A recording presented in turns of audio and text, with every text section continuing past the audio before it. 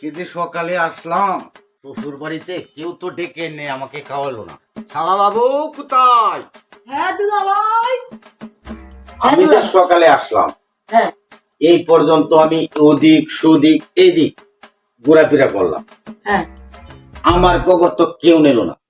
আপনার খবর কিভাবে নিব? আপনি ঘোরাফেরা করতেছেন আপনার মতো, একবার এসে কিছু জিগা নেন না, এসে বন্ধু বান্ধবের সাথে ঘোরাফেরাতে লেগে গেলেন, তো আপনাকে কি আমি ডেকে এনে কিছু করবো?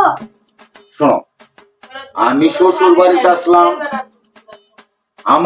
আমি শ্বশুর বাড়িতে আসলাম, হ্যাঁ এখন থেকে সকালে আসলাম, দুপুর গেল, বিকাল গেল, বিকাল করে রাত্র হলো, এখন পর্যন্ত আমার কপালে খানা জুটে নাই। কেন শালা বাবু? আপনার কপালে খানা কিভাবে জুটবে? আপনি কি এলাকার বন্ধু বান্ধবের সাথে আড্ডা দিন, এই তো আপনার পেটে খাবার জুটে। এখানে তো আসার কোনো দরকার নাই। শালা তুই ঠিক কথা ধরি পালাইছি রে। শালা কি? এখন কি করব? আরে শালা বাবু, সেটা বলি না, আমি তো ওই বাড়ির জামাই। আপনি এবারে যাওয়া সেটা তো আমিও জানি। আজকে যদি তুমি শালা না হইয়া শালি হইতা, তাহলে তো আমাকে জেন নেখা হইতা।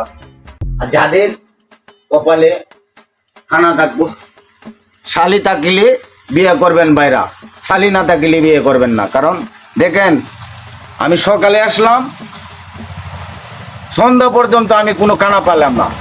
যদি শালি থাকতো ডেকে নেখা হইতো, শালি ছাড়া বিয়ে করবেন না।